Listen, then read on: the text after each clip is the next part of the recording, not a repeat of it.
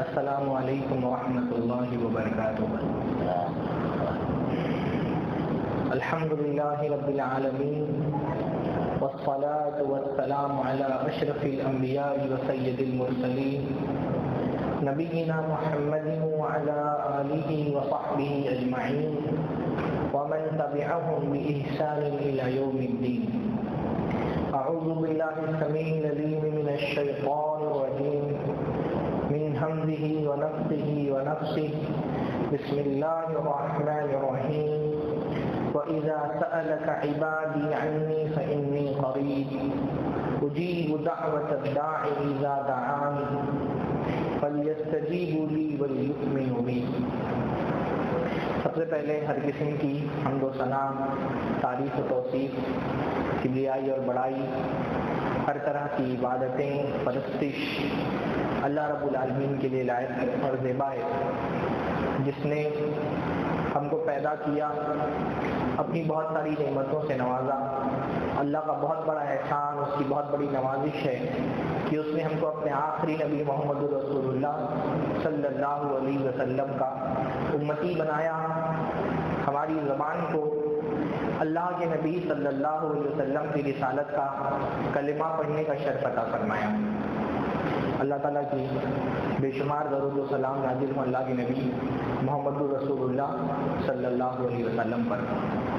بلا شبہ درود ایک بہت بڑی عبادت ہے، اللہ کے نبی صلی اللہ علیہ وسلم پر درود بھیجنا ایک بہت بڑی عبادت ہے، اور زبان سے جب اللہ کے نبی صلی اللہ علیہ وسلم کے لیے درود کے الفاظ نکلیں، درود کا مطلب ہوتا ہے کہ بندہ اپنے رب سے اللہ کے نبی محمد رسول اللہ صلی اللہ علیہ وسلم کے لیے دعا کر رہا ہے۔ درود کا مطلب ہوتا ہے کہ اے اللہ ہمارے نبی محمد رسول اللہ صلی اللہ علیہ وسلم پر اپنی رحمتیں نازل کر۔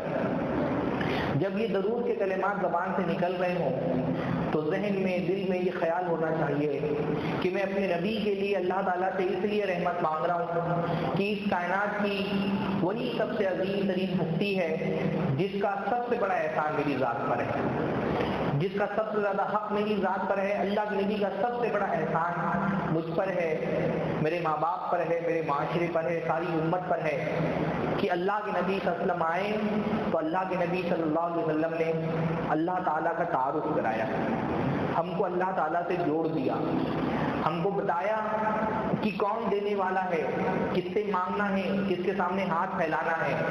اور یہ بہت عظیم بات، اللہ کے نبی صلی اللہ علیہ وسلم کے لیے جب زبان سے درود نکلے تو دل میں محبت کے جذبات ہونے چاہیے، دل میں عقیدت کے جذبات ہونے چاہیے کہ میرا رب بڑا کریم ہے کہ اس نے اپنے پیارے نبی کو بھیج کر کے ہم کو اپنا پتہ بتا دیا، ہم کو بتایا کہ اللہ کون ہے، یہ کائنات میں جو اتنی نعمتیں ہیں یہ کہاں سے آئی ہیں، یہ جو اتنی نوازشیں ہیں جن کو ہم گن نہیں سکتے یہ کون کرتا ہے، اور ضرورت اور حاجت کے وقت ہاتھ کس کے سامنے پھیلانا ہے۔ آسان لفظوں میں کہیں تو اللہ کے نبی نے ہم کو بتا دیا کہ ملتا کہاں سے ہے، دینے والا کون ہے، اللہ کے نبی نے بتایا تاکہ ہم اس کے سامنے ہاتھ پھیلا سکیں۔ آپ دیکھیے اللہ کے نبی صلی اللہ علیہ وسلم جس دور میں مبعوث کیے گئے، اس دور کے انسان کا سب سے بڑا مسئلہ یہ تھا کہ اس کا اللہ سے تعلق ختم ہو گیا تھا، اس لیے وہ اپنی ساری ضرورتوں میں اس سے چھوٹے چھوٹے اپنے معبود بنا کر کے رکھے تھے اور انہی کے سامنے ہاتھ پھیلاتا تھا۔ اللہ کے بارے میں اس زمانے کے انسان کا یہ تصور تھا کہ اللہ نے کائنات کو بنایا تو ہے، یونیورس پیدا کیے، یونیورس کو پیدا کرنے کے بعد اللہ تعالیٰ اب اس کائنات سے لا تعلق ہو گیا ہے، اس سے اپنا تعلق ختم کر لیا ہے، اور چھوٹے چھوٹے ان کے معبود تھے، ان معبودوں کے بارے میں ان کا یہ تصور تھا کہ اب یہی معبود اس کائنات کو چلا رہے ہیں۔ ان میں سے کوئی معبود مال دیتا ہے، کوئی معبود اولاد دیتا ہے، کوئی معبود بیماری سے شفا دیتا ہے، کوئی معبود جنگوں میں فتح اور نصرت دیتا ہے، کوئی معبود مدد کرتا ہے جنگوں کے اندر۔ یہ تصور اور یہ خیال ان کا ان معبودوں کے بارے میں تھا۔ تو جب بھی کوئی ضرورت ہوتی ان کا ہاتھ انہی معبودوں کے سامنے پھیلتا، اولاد کسی معبود سے جا کر کے مانگ رہے ہیں، غریبی میں غنا کسی اور مالداری کسی دوسرے معبود سے جا کر کے مانگ رہے ہیں، اولاد کسی معبود سے جا کر کے مانگ رہے ہیں، جنگوں میں انہوں نے پیڑ بنا کر کے رکھا ہے، وہاں پر تلوار لٹکاتے ہیں اور سمجھتے ہیں کہ اس پیڑ سے ہم کو جنگوں میں نصرت اور مدد ملتی ہے۔ اللہ سے ان کا تعلق ختم ہو گیا۔ تعلق ختم ہونے کی وجہ کیا تھی؟ انہوں نے یہ سمجھ لیا تھا کہ اللہ ہماری پہنچ سے باہر ہے۔ یہ سمجھیں، یہ سب سے بڑی غلطی ہے جو بندوں کو اللہ کے حوالے سے ہوتی ہے۔ مشرکین مکہ کا یہ عقیدہ ہو گیا تھا کہ اللہ ہماری پہنچ سے باہر ہے، ہم اس کو ڈائریکٹ نہیں سنا سکتے، وہ ہماری ریچ میں نہیں ہے، اس تک پہنچنے کے لیے ہم کو بیچ میں کچھ وسیلوں کی ضرورت ہے، کچھ ایجنٹس کی ضرورت ہے، یہ ایجنٹ ہم کو اللہ تعالیٰ تک پہنچاتے ہیں۔ یہ خیال بڑا خطرناک تھا۔ بندہ اگر اپنے رب کے بارے میں یہ سوچ لے کہ میں اپنے رب تک نہیں پہنچ سکتا، میرا رب میری نہیں سن سکتا، تو پھر دنیا میں کون ہے جو اس کا سہارا بنے گا؟ کون ہے جس سے وہ فریادیں کرے گا؟ کون ہے جس کے سامنے وہ ہاتھ پھیلائے گا؟ مکہ کے جو مشرکین تھے ان کا یہی خیال تھا کہ اللہ بہت بڑا ہے، بہت عظیم ہے، لیکن وہ ہم سے بہت دور ہے، ہم اس تک کی اپنی بات نہیں پہنچا سکتے، لہٰذا بیچ میں ہم کو کچھ ایجنٹس کی ضرورت ہے جو ہماری باتیں اللہ تک کے پہنچا دیں۔ اور انہوں نے بھی یہ چھوٹے چھوٹے معبود اپنے چنے ہوئے تھے، ان معبودوں کے بارے میں ان کا یہ خیال تھا ہؤلائی شفعاؤنا عند اللہ، کہ ہم کو کوئی حاجت پیش آتی ہے تو ہم ان معبودوں کے پاس جاتے ہیں، یہ معبود ہماری سفارش اللہ تک کے لے کے جاتے ہیں، کیونکہ ہم اللہ تعالیٰ ڈائریکٹ ہماری نہیں سن سکتا، تو ان معبودوں کے ذریعے سے ہم اپنی بات اللہ تعالیٰ تک پہنچاتے ہیں۔ ما نعبدهم الا ليقربونا الى الله زلفا، یہ جو چھوٹے چھوٹے ہمارے بت ہیں جن کی ہم پوجا کرتے ہیں، یہ بت ہم کو اللہ تعالیٰ سے قریب کرنے والے ہیں۔ اللہ کے نبی صلی اللہ علیہ وسلم آئے، اللہ کے نبی کا نام آئے تو درود پڑھنا چاہیے، پوری عقیدت اور محبت کے ساتھ درود پڑھنا چاہیے کہ اللہ کے نبی صلی اللہ علیہ وسلم آئے تو اللہ کے نبی صلی اللہ علیہ وسلم نے اس غلط فہمی کو دور کر دیا، اس مسکنسپشن کو دور کر دیا کہ اللہ تمہاری ریچ سے باہر ہے۔ اللہ کے نبی نے ہم کو سکھایا کہ اللہ رب العالمین نہ صرف تمہاری دعاؤں کو سنتا ہے بلکہ اللہ رب العالمین نے تم کو پیدا دعا کرنے کے لیے کیا ہے۔ فرمایا وَإِذَا سَأَلَكَ عِبَادِي عَنِّي فَإِنِّي قَرِيبٌ، کتنی محبت بھرا جملہ ہے۔ آپ کبھی ضرور تعبیر کو غور کریں، اِذَا سَأَلَكَ عِبَادِي، جب میرے بندے آپ سے میرے بارے میں سوال کریں، یہ جو میرے بندے اللہ تعالیٰ کہہ رہے ہیں نا، اس میں بڑی محبت ہے۔ آپ سمجھتے ہیں نا جب آپ کسی چیز سے بڑی محبت کر رہے ہوتے ہیں تو اس کو اپنی طرف منسوخ کرتے ہیں، ایسا ہی ہوتا ہے نا۔ باپ ہے بیٹے کو عام طور پہ اس کو بیٹے کو نام سے پکارتا ہے، عبداللہ، عبد الرحمن، جو بھی اس کا نام ہے، لیکن جب بچے سے بہت محبت آ رہی ہوتی ہے تو کیا کہتا ہے؟ میرا بیٹا۔ حضرت لقمان علیہ السلام نے نصیحت کی تو کیا فرمایا؟ یا بنیا، اے میرے بچے۔ اللہ تعالیٰ فرما رہے یہ میرے بندے جن سے اللہ تعالیٰ محبت کرتا ہے، اتنی محبت کی ماں اپنے بچوں سے نہیں کرتی جتنی محبت اللہ اپنے بندوں سے کرتا ہے۔ تو اللہ اپنے نبی سے کہہ رہا ہے اذا سألک عبادی انی، اے اللہ کے نبی جب میرے یہ بندے، یہ میرے چہیتے بندے آپ سے میرے بارے میں پوچھیں تو ان سے بتائیے انی قریب، میں تو ان کے قریب ہوں، ان کی پہنچ میں ہوں، وہ اپنی باتیں مجھ سے ڈائریکٹ کر سکتے ہیں، ان کو کسی وسیلے اور کسی سبیل کی ضرورت نہیں ہے۔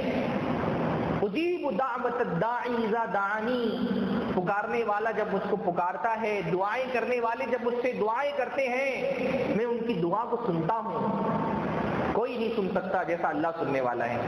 امن یجیب المضطر اذا دعا ویکشف السوء، کون ہے جو پریشان حال کی پریشانی کو سنتا ہے؟ رات کے اندھیرے میں ایک بیمار آدمی اپنی بستر پر کروٹ بدل رہا ہوتا ہے اور وہ کراہتا ہے اور دعا کرتا ہے ہائے اللہ، دنیا کا کوئی معبود ہے جو وہاں اس کو سننے کے لیے آئے گا؟ اللہ فرماتا ہے میں سنتا ہوں۔ امن یجیب المضطر، کون سن سکتا ہے پریشان حال کی اس پریشانی کو، اس کے درد کا احساس کس کو ہو سکتا ہے؟ اس کی تکلیف کا احساس اللہ کے علاوہ اور کون کر سکتا ہے؟ وہی تو ہے جو اپنے بندوں کا خیال رکھنے والا ہے، ان کے حالات سے واقف ہونے والا ہے۔ اس کو پکارو، فرمایا انی قریب، ان سے بتاؤ میں قریب ہوں، میں تو دعا کرنے والوں کی دعائیں سنتا ہوں، بلکہ اللہ تعالیٰ نے تو پیدا ہم کو دعا کرنے کے لیے کیا ہے۔ اللہ کے نبی صلی اللہ علیہ وسلم نے فرمایا بندہ جب اللہ سے مانگنا چھوڑ دیتا ہے اللہ ناراض ہو جاتا ہے کہ میرا بندہ مجھ سے نہیں مانگ رہا. فرمایا ان الذین یستکبرون عن عبادتی سیدخلون جہنم داخرین. کہ اللہ کے نبی دعا کا ذکر کرنے کے بعد فرمایا کہ جو لوگ تکبر کرتے ہیں میری عبادت سے, تکبر کرنے کا مطلب یہی ہوتا ہے کہ آدمی بعض مرتبہ دعا سے زیادہ اپنے وسائل پر بھروسہ کر لیتا ہے. میری طاقت ہے, میری قوت ہے, میں ذہین ہوں, میں نے پوری پلاننگ کی ہوئی ہے, پھر مجھ کو اپنے ٹارگیٹ کو اچیو کرنے سے کون روک سکتا ہے, میں اپنی منزل کو اپنی طاقت اپنے بلبوتے پر پالوں گا, مجھ کو دعا کرنے کی کیا ضرورت ہے. اللہ فرماتے ہیں نہیں, اللہ کو یہ رویہ پسند نہیں ہے. اپنی طاقت, اپنی قوت, اپنے وسائل, اپنے معاملات سے زیادہ اللہ رب العالمین کی ذات پر توکل کرو کہ اللہ رب العالمین چاہے گا تب میرے وسائل قائم آئیں گے, اللہ رب العالمین چاہے گا تب میری ذہانت کام آئے گی, اللہ تعالیٰ چاہے گا تب میری پلاننگ چلے گی, ورنہ بڑے بڑے لوگوں کی پلاننگ اللہ رب العالمین کی تقدیر کے آگے فیل ہو جاتی ہے. دعا عظیم ترین عبادت ہے. اللہ رب العالمین بندے سے پسند کرتا ہے کہ بندہ اس سے دعا کرے. اللہ نے ہم کو دعا کرنے کے لیے پیدا کیا ہے. تو اللہ کے نبی نے پہلی بات تو بتایا کہ دعا کس سے کرنی ہے, فریادیں کس سے کرنی ہے, تکلیف میں مدد کس سے مانگنی ہے, ہاتھ کس کے سامنے پھیلانا ہے. اللہ کے نبی صلی اللہ علیہ وسلم نے بتایا تو آج اللہ کے فضل سے ہم کو تکلیف ہوتی ہے تو ہماری زبان سے اللہ کے لیے دعا کے کلمات نکلتے ہیں. اس سے بڑا کوئی احسان ہی نہیں, اس سے بڑی کوئی نعمت ہے ہی نہیں کہ اللہ رب العالمین نے ہماری زبانوں کو اس بات سے بچا کر کے رکھا ہے کہ اللہ کے علاوہ کسی اور کے سامنے پھیلیں. اللہ کا بہت بڑا احسان ہے کہ اللہ تعالیٰ نے ہمارے ہاتھوں کو بچا کر کے رکھا ہے کہ اللہ کے علاوہ کسی اور کے آگے یہ نہیں پھیلتے. اللہ کے نبی نے دعا کہاں سے کرنا یہ سکھایا, دعا کیسے کرنی ہے یہ بھی اللہ کے نبی نے سکھا دیا کہ اللہ تعالیٰ سے مانگنے کا طریقہ کیا ہے. اللہ کے نبی صلی اللہ علیہ وسلم کی جو مختلف دعائیں نماز میں بھی ہم کو یاد ہوتی ہیں, نماز کے علاوہ بھی اوقات میں ہم اللہ کے نبی صلی اللہ علیہ وسلم سے دعائیں کرتے ہیں. لیکن ہمارے یہاں ایک افسوسناک رویہ یہ ہوتا ہے کہ ہم اللہ تعالیٰ سے مانگتے تو ہیں, پوری نماز ہماری دعا ہے, لیکن بیشتر لوگوں کو ان دعاؤں کا مطلب نہیں پتا ہوتا ہے. اس لیے یہ دعائیں ہمارے زبان سے تو نکلتی, ہمارے دل سے نہیں نکلتی. آپ خود کبھی اپنا احتساب کریں, مجھ کو بھی اپنا احتساب اور اپنا جائزہ لینا چاہیے. پوری نماز دعا ہے. آپ نماز میں قیام میں بھی دعا مانگتے ہیں, سجدے میں دعا مانگتے ہیں, دونوں سجدوں کے درمیان دعا مانگتے ہیں, تشہد تو ہے ہی دعا کا موقع. لیکن آپ میں سے کتنے لوگ ہیں جب ان کی زبان سے یہ نماز کی دعائیں نکلتی ہیں تو ان کو پتا بھی ہوتا ہے کہ وہ اللہ سے کیا مانگ رہے ہیں؟ بھئی آپ آئے اللہ کے سامنے کھڑے ہوئے, ہاتھ باندھا, دعا کرنا شروع کی, اللہم باعد بینی و بین خطایایا کما باعدت بین المشرق والمغرب. کتنی عظیم چیز آپ نے اللہ سے مانگی ہے, لیکن کیا کبھی ذہن میں یہ خیال آتا ہے کہ میں نے اللہ سے کیا مانگا ہے؟ بھئی دعا جب دل سے نکلے گی تو وہ دل پر اثر کرتی ہے, سمجھ رہے؟ دعائیں جب دل سے نکلتی ہیں تو وہ دل پر اثر انداز ہوتی ہیں. ہماری دعائیں دل سے نہیں نکلتی کیونکہ ہمارے ذہن کو یہ پتہ ہی نہیں ہوتا ہے کہ ہماری زبان اللہ سے مانگ کیا رہی ہے. اللہ نے جب شراب کی حرمت سے پہلے شراب سے بچنے کی تاکید کے لیے کچھ آیتیں نازل کی تو ایک آیت نے فرمایا لا تقربوا الصلاة وانتم سکارى حتى تعلموا ما تقولون, کہ جب نشے کی حالت میں ہو تو نماز کے قریب مت جاؤ. کیوں نہیں جاؤ نماز کے قریب؟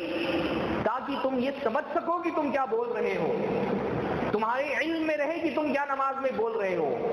آج ہم الحمدللہ شراب پی کر کے مسجد میں نماز پڑھنے کے لیے نہیں آتے, لیکن ہم میں سے کتنے لوگ ایسے ہیں جو نماز پڑھتے ہوئے جانتے ہیں کہ وہ کیا بول رہے ہیں. التحیات للہ والصلوات والطیبات پڑھ رہے ہیں. کتنے لوگ ہم میں سے ہیں جن کو پتا ہے کہ یہ کتنے عظیم کلمات ہیں جو اللہ تعالیٰ کی حمد کے لیے ان کے زبان سے نکل رہے ہیں. یہ بہت اہم موضوع ہے کہ ہم اللہ کے نبی صلی اللہ علیہ وسلم کی جو دعاؤں کا معمول اپنی زندگی میں بنا کر کے رکھتے ہیں ان دعاؤں کا مطلب بھی سیکھیں, ان کے معنی کو بھی سیکھیں, تاکہ جب زبان سے یہ کلمات نکلے تو زبان دل کے ساتھ ہو. خشوع اصل میں اسی کو کہتے ہیں کہ زبان جو بول رہی ہے دل بھی اس کے ساتھ شریک ہے بولنے میں. غالباً حضرت حسن بصری نے ایک آدمی کو دیکھا جو نماز میں داڑھی کے ساتھ کھیل رہے ہیں، اور یہ داڑھی والوں کا بہت کامن پرابلم ہوتا ہے کہ نماز پڑھنے کے لیے کھڑے ہوئے تو یہاں داڑھی درست کر رہے ہیں، یہاں داڑھی درست کر رہے ہیں، نماز کا بہت بڑا حصہ داڑھی درست کرنے میں ہی نکل جاتا ہے۔ تو انہوں نے اس آدمی کو دیکھ کر کے کہا اگر اس کے دل میں خشوع ہوتا تو اس کے جسم میں بھی خشوع ہوتا، کیونکہ اس کے دل میں ہی خشوع نہیں ہے تو اس کے جسم میں کہاں سے خشوع آئے گا۔ جو ہماری نمازوں سے خشوع غائب ہے اس کی بہت بڑی وجہ یہ ہے کہ نماز ہمارے لیے ایک عادت اور ایک رسم کی طرح ہے کہ کچھ عبادت کے طور پہ ہم آتے ہیں مسجد میں، زبان سے کچھ کلمات بول تو دیتے ہیں لیکن ہم کو پتہ نہیں ہوتا کہ ہم زبان سے کیا بول رہے ہیں، تو دل حاضر نہیں رہتا ہے پھر نماز میں۔ دل جو ہے گھر میں ہے، جسم نماز میں آ گیا ہے مسجد کے اندر، دل ہم نے دکان پہ چھوڑ دیا ہوتا ہے، جسم ہمارا نماز میں سجدے میں ہوتا ہے۔ اس دل کو بھی ساتھ میں لے کر کے آئے مسجد میں۔ جب آپ سجدے میں جا رہے ہو، اللہ کی حمد بیان کر رہے ہو، تو آپ کے ماتھے کے ساتھ آپ کا دل بھی سجدہ کر رہا ہو۔ جب آپ اللہ تعالیٰ کے سامنے قیام میں کھڑے ہیں اور اللہ رب العالمین کی حمد و تعریف کر رہے ہیں، اللہ رب العالمین کا کلام عظیم پڑھ رہے ہیں، تو آپ کی زبان کے ساتھ آپ کا دل بھی اللہ کا کلام پڑھ رہا ہو۔ آپ رکوع میں ہیں تو آپ کے ساتھ آپ کا دل بھی اللہ کے سامنے رکوع میں جھکا ہوا ہو۔ اس لیے اپنی نماز درست کرنے کے لیے بہت ضروری ہے کہ نماز کی دعاؤں کا ترجمہ ہم سیکھیں۔ آج کی محدث میں مختصراً میں نے ایک چھوٹی سی لیکن بڑی پیاری سی دعا اللہ کے نبی صلی اللہ علیہ وسلم کی ہے، اس کی کچھ شرح اور اس کی کچھ تفسیر کرنے کا یہ ارادہ کیا ہے۔ اللہ تعالیٰ سے دعا ہے اللہ ہم سب کو اخلاص کی توفیق عطا فرمائے، اور اللہ رب العالمین نے جو ذمہ داریاں ایک بندے ہونے کی حیثیت سے ہم پر عائد کی ہے، اللہ تعالیٰ اس کو ادا کرنے کی ہم کو توفیق نصیب فرمائے۔ وہ دعا ہے قنوت ذکر کی دعا۔ قنوت ذکر میں آپ دعا پڑھتے ہیں، آپ کہتے ہیں میرے خیال سے سبھی لوگوں کو وہ دعا یاد ہوگی، اللہم اہدنا فیمن ہدیت یا اللہم اہدنی فیمن ہدیت۔ یہ بڑی پیاری سی دعا ہے، بلکہ بندہ اپنی زندگی میں جو بڑی بڑی چیزیں اللہ تعالیٰ سے مانگ سکتا ہے وہ ساری اس نے اس دعا کے اندر مانگ لی ہیں۔ اگر یہ دعا اس کی قبول ہو جائے تو اس کی دنیا اور آخرت میں اس کے لیے خیر ہی خیر ہے، برکت ہی برکت ہے، عافیت ہی عافیت ہے۔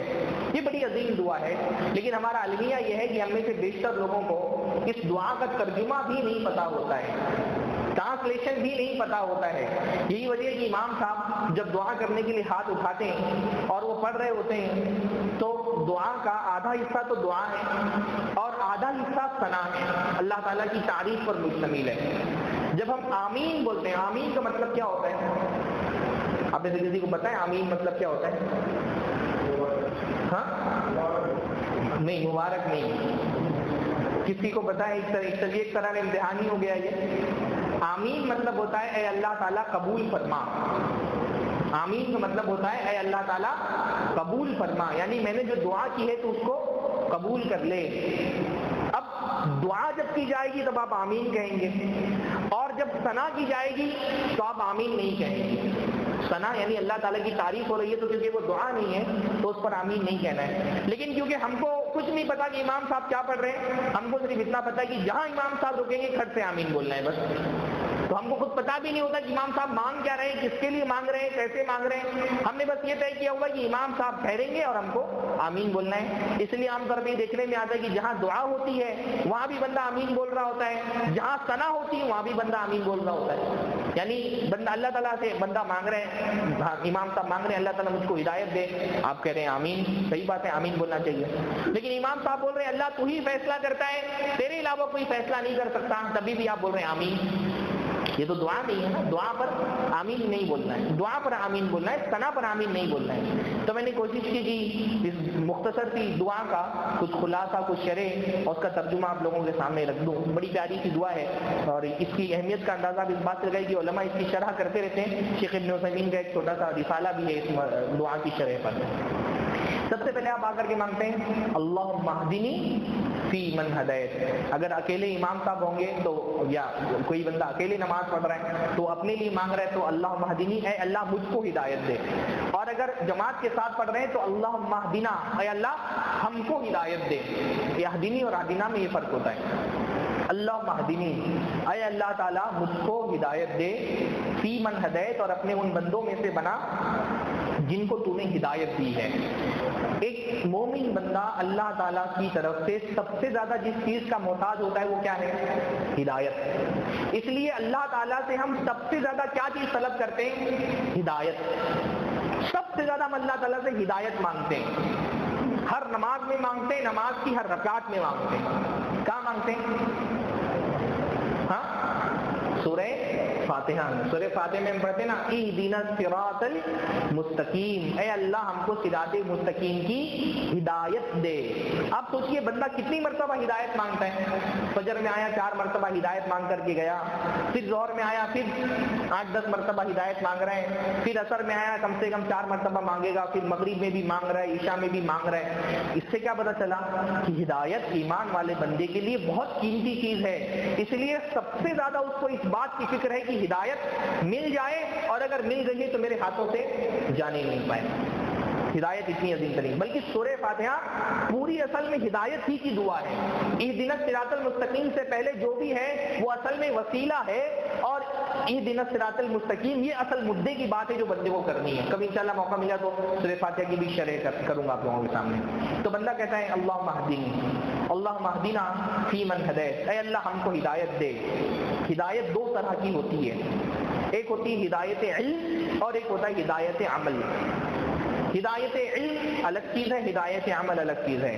آسان لفظوں میں ہم اس کو کہیں تو ترجمہ یہ ہوگا کہ اللہ پہلے تو ہم کو سیدھا راستہ دکھا دے، ہم کو علم ہو جائے کہ حق کا راستہ کون سا ہے. کیونکہ دنیا میں بہت سارے مذاہب ہیں، بہت سارے نظریات ہیں، الگ الگ فکر کے لوگ ہیں، الگ الگ افکار ہیں. ہر آدمی کہتا ہے کہ میں حق پر ہوں، ہر آدمی کا یہ دعویٰ ہے کہ سچائی کا راستہ یہی ہے، جنت کا راستہ یہی ہے، نجات کا راستہ یہی ہے. تو بندہ اللہ تعالیٰ سے کہتا ہے کہ اللہ تعالیٰ یہ جو نظریات کا جنگل ہے، یہ جو افکار کا اندھیرا ہے، اس اندھیرے میں مجھ کو بتا دے کہ سیدھا راستہ کون سا ہے جو تجھ تک جانے والا ہے. کہیں میں کسی غلط راستے پر یہ سمجھ کر کے نہ چلنے لگوں کہ یہی ہدایت کا راستہ ہے. تو اللہ مجھ کو ہدایت کا راستہ دکھا، ہدایت کے راستے کا علم دے. یہ کیا ہے؟ ہدایت علم. اب ہدایت کا راستہ بندے کو پتہ چل گیا تو صرف ہدایت کا راستہ صراط مستقیم کا علم ہونا کافی نہیں ہے نا، اس پر چلنے کی توفیق بھی ملنی چاہیے. دنیا میں بہت سارے لوگ ہیں جن کو حق کیا ہے یہ پتہ تو تھا، لیکن انہوں نے حق کے بجائے گمراہی کا راستہ اختیار کر لیا. تو بندہ کہتا ہے اللہ مجھ کو راستہ دکھا دے کہ وہ راستہ کون سا ہے جو حق کا راستہ ہے، اور پھر مجھ کو اس راستے پر چلنے کی توفیق بھی عطا فرما کہ میں اس راستے پر چلوں. ورنہ دنیا میں بہت سارے لوگ ہیں جن کو پتا تھا کہ یہی سچائی کا راستہ ہے، لیکن اپنی نفس کی شہوتوں میں پڑ کر کے انہوں نے ہدایت کے راستے کو چھوڑ دیا. وَأَمَّا ثَمُودُ فَهَدَيْنَاهُمْ فَاسْتَحَبُّوا الْعَمَىٰ عَلَى الْهُدَىٰ. سمود کو ہم نے بتا دیا کہ حق کا راستہ یہی ہے، لیکن اس راستے پر چلنے کی ان کو توفیق نہیں ملی، انہوں نے گمراہی کا راستہ اختیار کر لیا. تو بندہ آ کر کے اللہ تعالیٰ سے کہتا ہے اللہ مجھ کو ہدایت کا راستہ بتا، اور اگر ہدایت کا راستہ مجھ کو دکھائی دیا تو اللہ تعالیٰ اس پر چلنے کی توفیق بھی عطا فرما. حق کے راستے کو دکھا اور حق کے راستے پر چلا. یہ اتنی بار ہدایت بندہ کیوں مانگ رہا ہے اللہ سے؟ یہ صراط مستقیم کی ہدایت کیوں اللہ تعالیٰ سے مانگتا ہے بندہ؟ کیونکہ صراط مستقیم وہ راستہ ہے جو بندے کو اللہ تک پہنچانے والا ہے. اور دنیا میں ہمارا سب سے بڑا مقصد کیا ہے؟ اپنے رب تک پہنچ جانا. اللہ نے فرمایا، ایک نبی کے زمانے کا علوایا، ان ربی علی صراط مستقیم، بے شک میرا رب صراط مستقیم پر ہے. لیکن اسی صراط مستقیم پر جو رب تک جانے والا راستہ ہے، اسی راستے پر شیطان بھی بیٹھا ہوا ہے. اس نے اللہ سے وعدہ کیا ہے، قال فبما اغویتنی لاقعدن لهم صراطک المستقیم.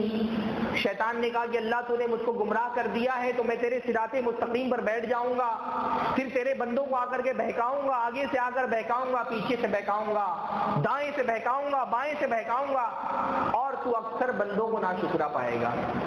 تو صراط مستقیم وہ راستہ ہے جس پر شیطان بیٹھا ہوا ہے، ہر قدم پر انسان کو گمراہ کرنے کی کوشش کرتا ہے. کبھی مال کے ذریعے سے گمراہ کرتا ہے، کبھی علم کے ذریعے سے گمراہ کرتا ہے، کبھی بچوں کے ذریعے سے گمراہ کرنے کی کوشش کرتا ہے، کبھی بیوی کے ذریعے سے گمراہ کرنے کی کوشش کرتا ہے. اس لیے بندہ صبح شام اللہ کے سامنے جب حاضر ہوتا ہے تو اللہ سے کہتا ہے اللہ صراط مستقیم پر چلا، صراط مستقیم کی ہدایت عطا فرما. اللہم اہدنی فی من ہدیت، اللہ ہم کو ہدایت دے، اللہ مجھ کو ہدایت دے جیسے تو نے دوسرے بندوں کو ہدایت دی ہے. فی من ہدیت یہ ایک طرح کا وسیلہ ہے. کہ اللہ تعالیٰ سے بندہ کہہ رہا ہے کہ اللہ ہدایت سب کو تیرے دروازے سے آ کر کے ملتی ہے، دنیا میں جس کو بھی ہدایت ملی ہے تو نے دی ہے، تو جیسے تو سب کو ہدایت دیتا ہے مجھ کو بھی ہدایت دے۔ جیسے کوئی غریب آدمی کسی بادشاہ کے دربار میں جائے اور یہ دیکھے کہ باہر لائن لگی ہوئی ہے، اور جو آدمی اندر آتا ہے خالی ہاتھ آتا ہے، پھر اس کے بعد لد پھد کر کے باہر جا رہا ہے، خالی ہاتھ آ رہا ہے اور خوب زیور اور جواہرات اور انعامات لے کر کے دروازے سے باہر جا رہا ہے، تو وہ بھی لائن میں لگ جاتا ہے اور بادشاہ کے سامنے حاضر ہو کر کے کہتا ہے کہ یہ سارے لوگ جن کو ملا ہے آپ ہی کے دینے سے ملا ہے، آپ ہی سب کو دیتے ہیں، تو جیسے سب کو دیا ہے مجھ کو بھی دیجیے۔ تو بندہ آ کر کے اللہ تعالیٰ سے کہتا ہے اللہ دنیا میں جو بھی ہدایت یافتہ لوگ ہیں، چاہے وہ نبی ہوں، چاہے وہ رسول ہوں، چاہے وہ شہداء ہوں، صدیقین ہوں، سب کو ہدایت آپ کے دینے سے ملتی ہے، جیسے آپ نے سب کو ہدایت دی ہے آپ مجھ کو بھی ہدایت دیں۔ اللہم اہدنا فی من ہدیت وعافنا فی من عافیت، اور اللہ تعالیٰ ہم کو عافیت عطا فرما جیسے تو نے سب کو عافیت دی ہے۔ عافیت کی دعا بہت عظیم ترین دعا ہے۔ اللہ کے نبی صلی اللہ علیہ وسلم نے ایک حدیث کے اندر فرمایا کہ اللہ سے عافیت سے بڑی چیز کوئی طلب نہیں کی گئی ہے، سب سے بڑی چیز جو اللہ تعالیٰ سے مانگی جاتی ہے وہ کیا ہے؟ عافیت ہے۔ بلکہ غالباً حضرت عباس رضی اللہ تعالیٰ عنہ نے اللہ کے نبی صلی اللہ علیہ وسلم سے ایک مرتبہ سوال کیا کہ میں اللہ تعالیٰ سے کیا مانگوں، تو اللہ کے نبی صلی اللہ علیہ وسلم نے فرمایا اللہ سے عافیت مانگو۔ عافیت کس کو بولتے ہیں؟ عافیت کا مطلب کیا ہوتا ہے؟ عافیت کا مطلب ہوتا ہے بچ جانا۔ عافیت کا کیا مطلب ہوتا ہے؟ بچ جانا۔ تو بندہ اللہ تعالیٰ سے کہتا ہے اللہ مجھ کو بچا لینا، مجھ کو بچا کے رکھ۔ کس چیز سے عافیت مانگتے ہیں ہم اللہ سے؟ سب سے بڑا بچنا تو یہ ہے کہ قیامت کے دن جب اللہ کے سامنے حاضر ہوں، اللہ کے سامنے کھڑے ہوں گے، اللہ تعالیٰ اس وقت ہم کو چھوڑ دینا۔ سب سے بڑی عافیت کیا ہے کہ اللہ تعالیٰ کے سامنے جب حاضر ہوں تو اللہ تعالیٰ سوال نہیں کرنا ہم سے۔ عافیت مطلب ہوتا ہے چھٹکارا۔ عافیت کا کیا مطلب ہوتا ہے؟ آسان لفظوں میں چھٹکارا، کہ اللہ تعالیٰ کیونکہ ہر بندے کے ساتھ جو زندگی میں سب سے بڑا واقعہ پیش آنے والا ہے وہ کیا ہے کہ قیامت کے دن اللہ کے حضور میں کھڑے ہونا ہے، اکیلے کھڑے ہونا ہے، اپنے اعمال کا اللہ تعالیٰ کے سامنے جواب دینا ہے۔ تو بندہ یہ ڈرا ہے نا، دنیا میں سب سے بڑا خوف ایک ایمان والے بندے کو کیا ہوتا ہے کہ اللہ کے سامنے کھڑا ہونا ہے۔ وَأَمَّا مَنْ خَافَ مَقَامَ رَبِّهِ، جو اللہ تعالیٰ کے سامنے کھڑے ہونے سے ڈرتا رہا، یعنی بندہ کوئی بھی گناہ کوئی بھی عمل اس کے ذہن میں آتا ہے فوراً اس کو یہ یاد آتا ہے کہ اللہ کے سامنے کھڑا ہونا ہے۔ کسی گناہ کا تصور اس کے ذہن میں آئے گا، سب سے پہلے اس کو خیال آنا چاہیے کہ جب میں اللہ تعالیٰ کے سامنے کھڑا ہوں گا اس وقت اللہ تعالیٰ کے سامنے اس عمل کا کیا جواب دوں گا۔ تو سب سے بڑی عافیت یہ ہے کہ جب قیامت کے اللہ کے حضور کھڑے ہوں تو اللہ تعالیٰ نام اعمال دیکھے اور چھوڑ دے، سوال نہ کرے، کیونکہ اگر اللہ نے اس وقت سوال کر لیا تو پھر اللہ کے عذاب سے کوئی چیز بچانے والی نہیں ہوگی۔ اللہ کے نبی نے فرمایا کہ من نوقش الحساب عذب، جس کو قیامت کے دن حساب کتاب جس کا ہو گیا، جس سے سوال کر لیا گیا، پھر اس کو عذاب ہوگا۔ اگر اللہ نے پوچھ لیا فلاں کام کیوں کیا تھا، فلاں کام کیوں نہیں کیا، فلاں نعمت دی تھی اس کا کہاں استعمال کیا، اگر اللہ نے سوال کر لیا تو عذاب ہوگا۔ حضرت عائشہ بہت ذہین تھیں، انہوں نے فوراً اللہ کے نبی صلی اللہ علیہ وسلم کے حضور میں قرآن کی ایک آیت پیش کی کہ اللہ کے نبی آپ تو کہہ رہے ہیں کہ من حوسب عذب، جس کا حساب ہوگا اس کو عذاب ہوگا، جبکہ قرآن مجید میں تو اللہ فرما رہے ہیں وسوف یحاسب حسابا یسیرا، کہ قیامت کے دن جنتیوں کا بھی ہلکا پھلکا حساب ہوگا۔ تو آپ تو کہہ رہے ہیں حساب پر عذاب ہوگا، اللہ تعالیٰ تو کہہ رہے ہیں کہ جنتیوں کا بھی ہلکا پھلکا حساب ہوگا، تو کیا بات درست ہے؟ دونوں میں تطبیق کیسے دی جائے؟ تو اللہ کے نبی نے فرمایا عائشہ جنتیوں کا جو حساب ہوگا وہ حساب نہیں ہوگا، وہ تو بس یہ ہوگا کہ ان کا نامہ اعمال پیش کر دیا جائے گا کہ یہ ان کا نامہ اعمال ہے۔ من نوقش الحساب، جس سے سوال جواب ہوا اس کو پھر عذاب ہوگا۔ تو بندہ یہ کہتا ہے کہ اللہ تعالیٰ قیامت کے دن چھوڑ دینا، اللہ تعالیٰ مجھ سے سوال جواب نہیں کرنا، اگر سوال جواب ہوا تو عذاب ہوگا۔ اور بندہ یہ اللہ تعالیٰ سے مانگنے کا طریقہ ہے، کبھی بندہ بہت محبت میں آ کر کے بہت بڑی چیز مانگ لیتا ہے اللہ سے، سیدھا جنت الفردوس اللہ سے مانگ رہے ہے نا. بلکہ اللہ کے نبی صلی اللہ علیہ وسلم نے فرمایا کہ جب اللہ سے جنت طلب کرو تو کون سی جنت طلب کرنی چاہیے؟ سب سے جو اعلیٰ جنت ہے جنت الفردوس. اللہ کے نبی کی رفاقت مانگو اللہ تعالیٰ سے. کبھی بندے کو اللہ تعالیٰ سے مانگتے ہوئے اپنا عمل نہیں دیکھنا چاہیے، اللہ کی رحمت دیکھنی چاہیے.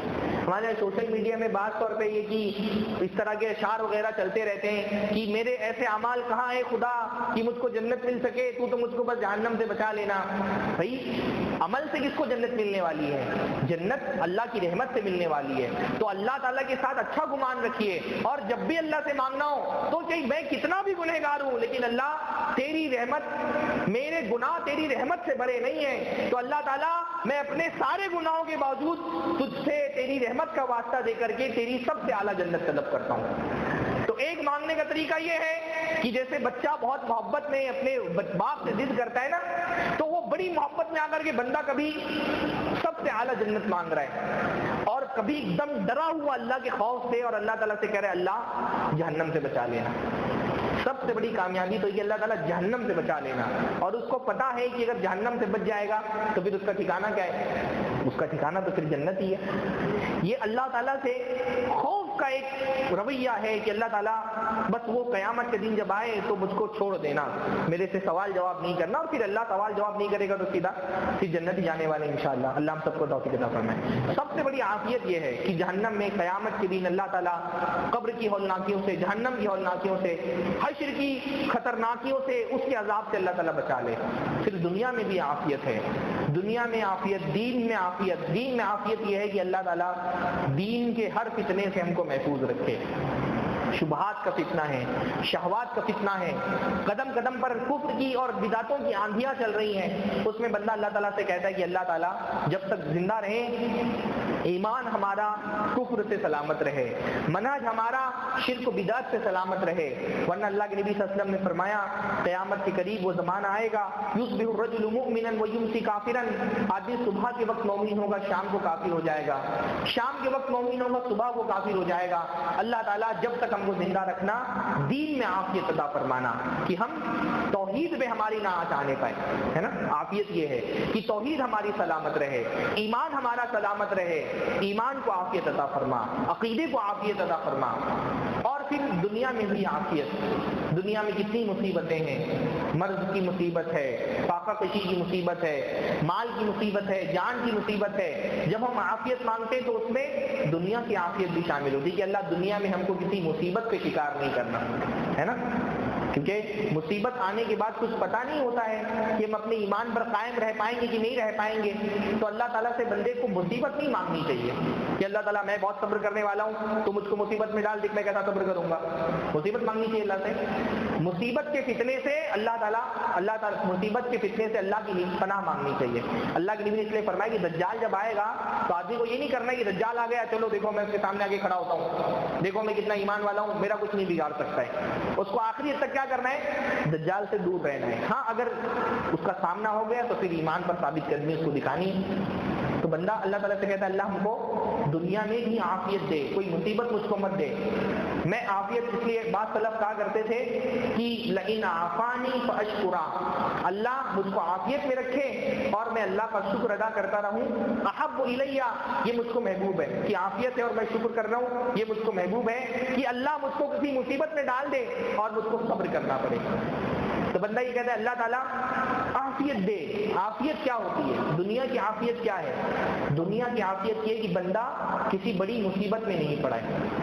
اللہ کے نبی نے ایک حدیث کے اندر اس لیے فرمایا کہ 3 چیزیں اللہ کے نبی نے فرمائی. اللہ کے نبی نے فرمایا جس من اصبح آمنا فی سربہ، جو آدمی صبح کرے اس حالت میں کہ وہ امن و امان کے ساتھ ہے، اپنے گھر والوں میں، اپنے خاندان میں ہے، اپنے فیملی کے ساتھ ہے اور امن و امان کی صورتحال ہے. پہلی نعمت یہ ہے عافیت. 3 چیزیں اللہ کے نبی نے فرمائی، 3 چیزوں کا نام عافیت. پہلا اپنے گھر میں اپنے بال بچوں کے ساتھ ہے اور امن و امان کی صورتحال ہے. ورنہ جیسے جنگ زدہ ماحول ہوتا ہے، جنگ زدہ ملک ہوتے ہیں، وہاں آدمی گھر سے اپنی فیملی میں ہے لیکن اس کو کوئی بھروسہ نہیں ہوتا کہاں سے آ کر کے کوئی میزائل اس کے سر پہ گر جائے، کہاں سے کوئی ڈرون آ کر کے اس کے سر پہ حملہ کر دے. تو بندہ یہ کہہ رہا ہے کہ اللہ، یہ کی پہلی چیز ہے کہ بندہ اپنے گھر میں اپنے گھر والوں کے ساتھ امن و امان سے ہے. معافن فی جسدہ، دوسری چیز اللہ کے نبی نے فرمائی اس کے جسم میں کوئی بیماری نہیں ہے. چھوٹی موٹی بیماریاں تو ہوتی ہیں، کوئی بہت بڑا مرض اس کے جسم میں نہیں ہے. اور تیسری چیز اللہ کے نبی نے فرمائی ان تو یومی ہی، اس کے پاس ایک دن کا کھانا ہے. اگر تین چیزیں کسی کے پاس ہیں، گھر والوں کے ساتھ امن و امان میں ہے، دوسری چیز یہ کہ اس کے جسم میں کوئی بیماری نہیں ہے بہت بڑی، تیسری چیز یہ کہ اس کے پاس ایک دن کا کھانا ہے، فَكَأَنَّمَا هِيزَتْ لَهُ الدُّنْيَا، تو یہ ایسے ہی ہے جیسے دنیا سمٹ کر کے اس کے قدموں میں جمع ہو گئی. اس سے زیادہ اور کیا چاہیے بندے کو؟ یہی بہت ہے. کھانا مل جا رہا ہے، آپ سوچیے کھانا مل جا رہا ہے نا، یہی بہت ہے. ان کو روزہ جو رکھایا جا رہا ہے اس میں ایک احساس یہ بھی دلایا جاتا ہے کہ بعض مرتبہ آدمی ایکسٹرا کی چاہت اتنی کرنے لگتا ہے کہ جو بیسک ہے اس کی اہمیت اس کی نظر میں ختم ہو جاتی ہے. اس کو بڑا بنگلہ چاہیے، بھاری گاڑی چاہیے، قیمتی موبائل چاہیے، بڑا کاروبار چاہیے، بڑی اس کو جاب چاہیے. ان سب چیزوں کے چکر میں وہ یہ بھول جاتا ہے کہ جو بیسک اللہ نے دیا ہے کہ کم از کم ہم کو بھوک کے وقت کھانا مل جاتا ہے، پیاس لگتی ہے پانی مل جاتا ہے، یہی اللہ کی بہت بڑی نعمت ہے. اس کی قدر اس کو سمجھ میں نہیں آتی ہے، بھول جاتا ہے. بھائی آپ سوچیں، میں الحمدللہ تحدیث نعمت کے طور پہ بیان کر رہا ہوں، مجھے اپنی زندگی میں نہیں پتا کہ کبھی ایسا ہوا ہو کہ بھوک لگے اور گھر میں راشن نہیں ہے، کھانے کا کھانا نہیں، کبھی ایسا نہیں ہوا میرے ساتھ. کتنی بڑی نعمت ہے اللہ کی. آپ بھی الحمدللہ سب اچھے گھرانے کے لوگ ہیں، آپ کے ساتھ بھی انشاءاللہ کبھی ایسا موقع نہیں آیا ہوگا نا کہ بھوک لگ رہی ہے اور کھانے کے لیے کھانا نہیں. ایسا ہوا کبھی؟ کتنی بڑی اللہ کی نعمت ہے. دنیا میں ایسے لوگ بھی ہیں جن کو بھوک لگتی ہے اور ان کے پاس کھانے کے لیے کھانا نہیں ہوتا ہے. ابھی 2 4 5 سال پہلے کی خبر ہے کہ مدھیہ پردیش میں ایک مسلمان عورت نے اس لیے اس کی موت ہو گئی کہ اس کے گھر میں کھانا نہیں تھا، فاقہ کشی سے مر گئی بیچاری. ابھی رمضان کے شروع میں بیڑ سے خبر آئی تھی کہ کوئی خاتون ہے مسلمان، بیڑ جو مہاراشٹر کا علاقہ ہے، کہ بچوں کو جو ہے افطاری کا، بچوں نے روزہ رکھا تھا، افطاری کرانے کے لیے اس کے پاس کوئی کھانا نہیں تھا اور اس نے خودکشی کر لی اس غم سے. ہمارے ساتھ تو ایسا نہیں ہے نا. یہی اللہ کی کتنی بڑی نعمت ہے، جب بھوک لگتی ہے تب کھا لیتے ہیں. ہمارے بعض احباب مدینہ یونیورسٹی میں پڑھ رہے ہیں، انہوں نے بتایا کہ ایک مرتبہ کسی لیکچر میں فقہ کے استاد نے بیان کیا کہ اگر صورتحال کبھی ایسی ہو جائے کہ انسان کے پاس کھانے کے لیے کچھ نہیں ہے، یہاں تک کہ بھوک سے اس کی موت ہو سکتی ہے، تو ایسی صورتحال میں اگر کوئی مردہ انسان ہے تو اس کا گوشت بھی کھا سکتے ہیں، حلال ہو جاتا ہے. استاد نے مسئلہ بیان کیا کہ اگر کوئی مرنے کی یہ حالت ہو گئی کہ کھانے کے لیے کچھ نہیں رہ گیا، مر جائیں گے بھوک سے، تو کسی مردہ انسان کا گوشت بھی کھا سکتے ہیں. تو بعض جو طلبہ تھے انہوں نے تعجب کیا کہ آخر ایسی صورتحال کس کے ساتھ پیش آئے گی کہ وہ مرنے جا رہے ہیں اور اس کے پاس کھانے کے لیے کھانا نہیں تو کسی مردہ انسان کا گوشت کھا رہے ہیں. تو وہاں جو افریقہ کے طلبہ تھے، وہ افریقہ کے جو طلبہ تھے، انہوں نے بتایا کہ ہمارے ملک میں اس طرح کی صورتحال بھی پیش آئی کہ لوگ بھوک کی وجہ سے ایک مردہ انسان کا گوشت کھانے پر مجبور ہو گئے. اللہ اکبر. بلکہ ان افریقی طلبہ کے بارے میں ہمارے دوست نے بتایا کہ وہ لوگ جب مدینہ پڑھنے کے لیے آتے ہیں تو ایک ٹائم کا کھانا کھاتے ہیں اور بہت کم کھانا کھاتے ہیں کہ اگر ہم نے یہاں ناز و نعم کی زندگی میں کھانے خوب کھا لیے اور اپنے علاقوں میں جائیں گے تو کھانے کے لیے سب میسر نہیں ہوگا تو ہم کو بھاری پڑے گا. تو وہاں پر بھی مدینہ رہتے ہوئے بھی وہ کھانا کم کھاتے ہیں. ہم الحمدللہ اللہ کی کتنی نعمتوں سے سرفراز ہو رہے ہیں کہ کھانا کھانے کے لیے مل رہا ہے نا، یہی اللہ کی بہت بڑی نعمت ہے، یہی عافیت ہے.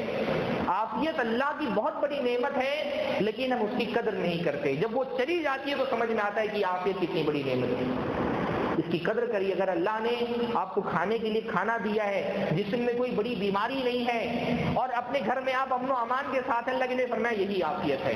اگر عافیت ہے اللہ تعالیٰ سے دعا کرتے ہیں کہ اللہ تعالیٰ ایسے ہی عافیت سے زندہ رکھ. اللہ کے نبی مستقل صبح شام دعا کرتے تھے، اللہم انی اسألک العفو والعافیہ، اے اللہ تعالیٰ میں تجھ سے عفو یعنی معافی مانگتا ہوں اور عافیت مانگتا ہوں کہ تم مجھ کو ہمیشہ عافیت سے رکھ. وَتَوَلَّنِي فِي مَن تَوَلَّيْتَ، اور اللہ تعالیٰ مجھ کو اپنا دوست بنا لے جیسے تو نے دوسروں کو اپنا دوست بنایا ہے. اب آپ سوچیے کتنی بڑی دعا آپ نے مانگ لی. جس کو اللہ تعالیٰ کی دوستی میسر آ جائے پھر اس کو دنیا میں اور کس چیز کی ضرورت ہے. اللہ تعالیٰ جس کا دوست بن جائے تو جس کو کوئی اس کا کیا بگاڑ سکتا ہے، کوئی اس کو کیا نقصان پہنچا سکتا ہے. ہم علاقوں میں رہتے ہیں، علاقے کے کارپوریٹر سے کسی کے اچھے تعلقات ہو جائیں تو وہ چوڑا ہو جاتا ہے. اس کو کوئی حوالدار سے، کسی انسپیکٹر سے یا علاقے کے M P M L A سے اس کے تعلقات بن جائے تو اس کے اندر کانفیڈنس پیدا ہو جاتا ہے. وہ ظلم کرنے لگتا ہے کہ دیکھو میری تو تعلقات جو ہیں وہ ایم ایل اے سے ہے، ایم پی سے ہے، پی ایم او تک کے میری روابط ہیں، مجھ کو کوئی میرا کیا بگاڑ سکتا ہے. آپ سوچئے جب بندہ اس کے ذہن میں یہ تصور پیدا ہو جائے کہ اللہ میرے ساتھ ہے، ان اللہ معنا، پھر کیا کانفیڈنس اس کا ہوگا، کیا اس کے اندر بے خوفی پیدا ہو جائے گی، کیسا اس کے اندر. یہ انبیاء کے اندر یہی تو طاقت تھی نا. آپ سوچئے ایک طرف فرعون ہے، ظالم ہے، جابر، پورے مصر کا بادشاہ، علیہ سلی ملک مصر وہذی الانہار تجری من تحتی، یہ مصر میرا ملک ہے اور یہ نہریں میری مرضی سے بہتی ہیں، میں جس کو چاہتا ہوں پلاتا ہوں، جس کو چاہتا ہوں پیاسا رکھتا ہوں، انا ربکم الاعلی، میں تمہارا بہت بڑا رب ہوں. اتنی رعونت اس کے اندر ہے، اتنا کبر اور غرور اس کے اندر ہے. حضرت موسیٰ آئے ہیں، ان کے پاس کیا ہے فرعون کے مقابلے میں؟ ایک لاٹھی لے کر کے کس کا مقابلہ کرنے کے لیے آئے ہیں؟ فرعون کا مقابلہ کرنے کے لیے آئے ہیں. اور فرعون سے کہہ رہے ہیں کہ تم بہت ظالم و جابر ہو، اپنی اصلاح کرو اور بنی اسرائیل کو میرے ساتھ بھیجو. یہ کانفیڈنس کہاں سے پیدا ہوتا ہے؟ یہ کانفیڈنس یہاں سے پیدا ہوتا ہے کہ بندے کے دل میں یہ بات آ جاتی ہے ان اللہ معنا، اللہ ہمارے ساتھ ہے. آج اس وقت ہمارے ملک کی جو صورتحال ہے اس میں سب سے زیادہ جس چیز پر محنت کرنے کی ضرورت ہے وہ یہی ہے، ان اللہ معنا، اللہ ہمارے ساتھ ہے. بعض مرتبہ اس طرح کا مزاج بن جاتا ہے کہ ہمارے لوگوں کے ذہن میں کسی پارٹی کا، کسی لیڈر کا خوف اللہ کے خوف پر غالب آ جاتا ہے. ہم اس طرح کی باتیں کرتے ہیں، فلاں آ جائیں گے تو یہ ہو جائے گا، فلاں آ جائیں گے تو وہ ہو جائے گا، ملک کا دستور تبدیل ہو جائے گا، فلاں طرح کی باتیں ہو سکتی ہیں. اللہ نے فرمایا فلا تخافوہم وخافونی ان کنتم مؤمنین، اگر ایمان والے ہو تو ان سے مت ڈرو، مجھ سے ڈرو. یہ ایمان کی کمزوری کی بندہ پارٹیوں سے اور لیڈروں سے اللہ تعالیٰ سے زیادہ ڈرنے لگی. فلا تخشوہم، ان سے مت ڈرو. تخشى الناس واللہ احق ان تخشى، تم لوگوں سے ڈرتے ہو، اللہ کا حق ہے کہ اللہ سے ڈرا جائے. تو بندے نے کتنی بڑی بات اللہ سے مانگی ہے کہ اللہ مجھ کو اپنا دوست بنا لے، مجھ کو اپنا ولی بنا لے، میرا ولی بن جا. اور جب اللہ تعالیٰ کی ولایت مل جاتی ہے تو بندے کو دنیا پھیکی لگنے لگتی ہے. اللہ کی محبت اس کے دل میں ایسی گھر کر جاتی ہے کہ دنیا کی لذت اس کے دل سے ختم ہو جاتی ہے نا. انبیاء میں، صدیقین میں، شہداء میں جو زہد پایا جاتا تھا، دنیا سے بے رغبتی پائی جاتی تھی، وہ کیوں تھی؟ وہ اس لیے نہیں کہ ان کے دل میں خواہشات نہیں تھیں، لیکن آدمی جب شکر کھا لیتا ہے تو اس کو چائے پھیکی لگنے لگتی ہے نا. آپ مٹھائی کھا لیتے ہیں تو آپ کو چائے پھیکی لگنے لگتی ہے. جس کو اللہ کی محبت مل جائے تو دنیا کی محبت، دنیا اس کے نظر میں حقیر بن جاتی ہے، دنیا کی طرف نظر اٹھا کر کے وہ نہیں دیکھتا ہے. تو بندے نے اللہ سے اس کی ولایت مانگ لی ہے.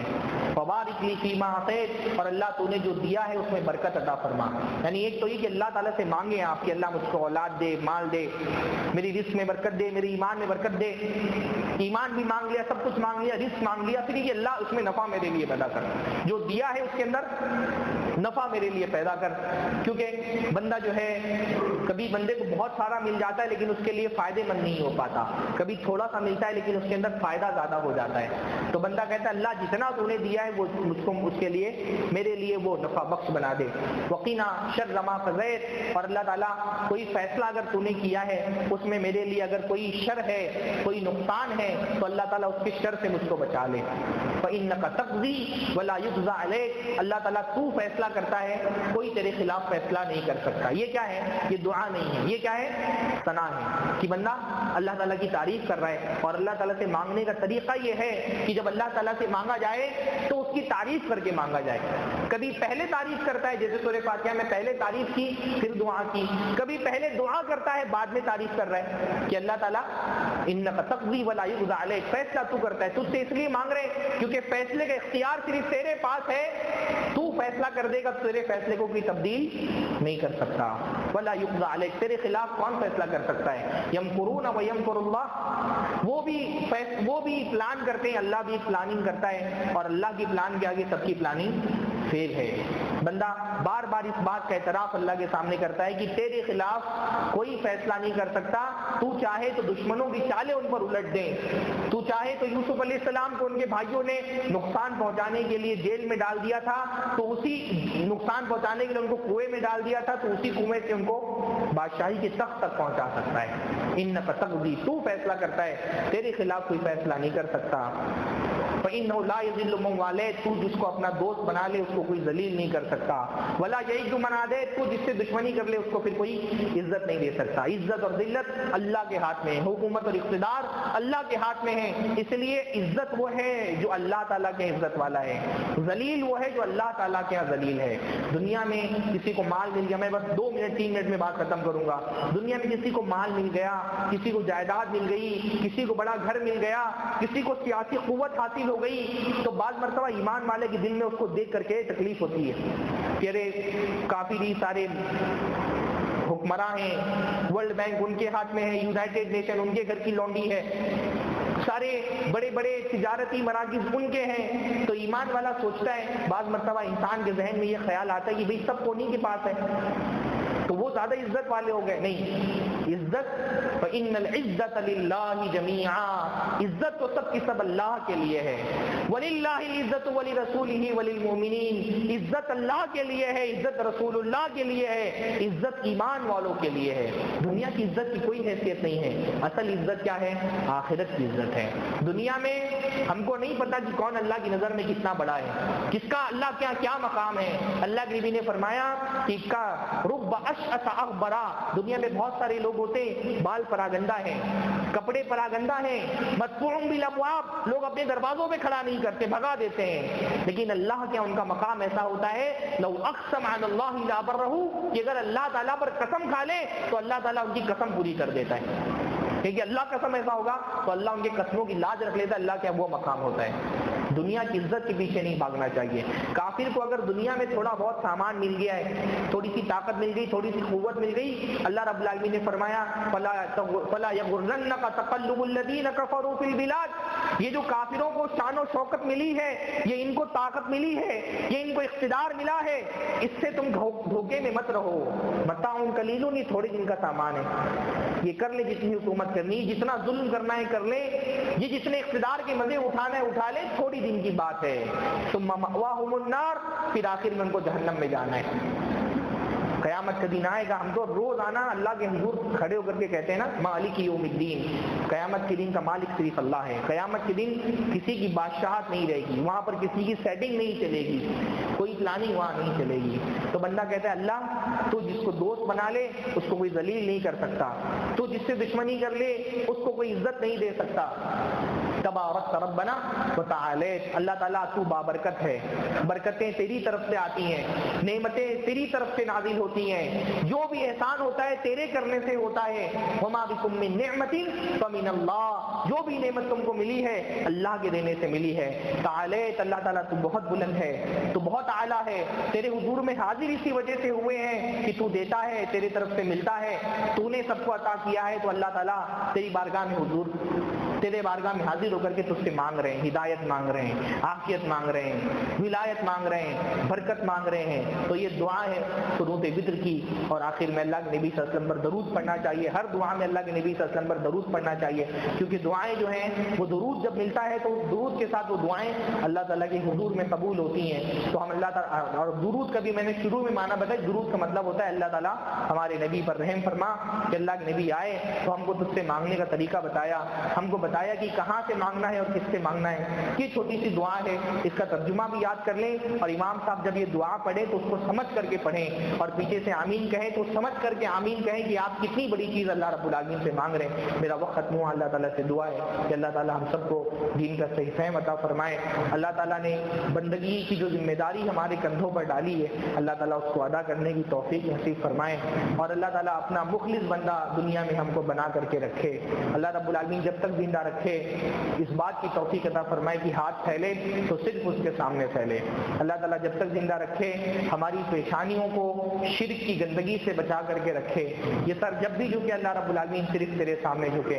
یہ ہاتھ جب بھی پھیلیں تو صرف تیرے سامنے پھیلیں. اے اللہ تعالیٰ اس مہینے کی برکت کے اور اس لمحے کی برکت سے اللہ رب العالمین ہماری خطاؤں کو معاف فرما دے, ہماری بڑی خطاؤں کو بھی معاف فرما دے, ہمارے چھوٹے گناہوں کو بھی معاف فرما دے.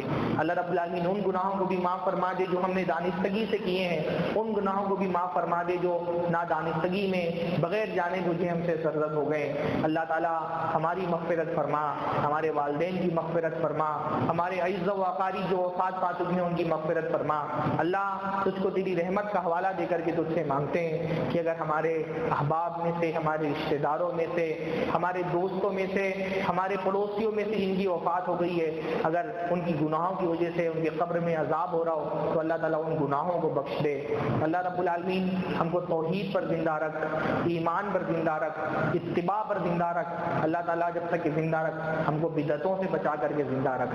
اللہ تعالیٰ ہم کو سنتوں کا متبع زندگی میں بنا, سنتوں کی اتباع کرنے والا بھی بنا, سنتوں کی دعوت دینے والا بھی بنا.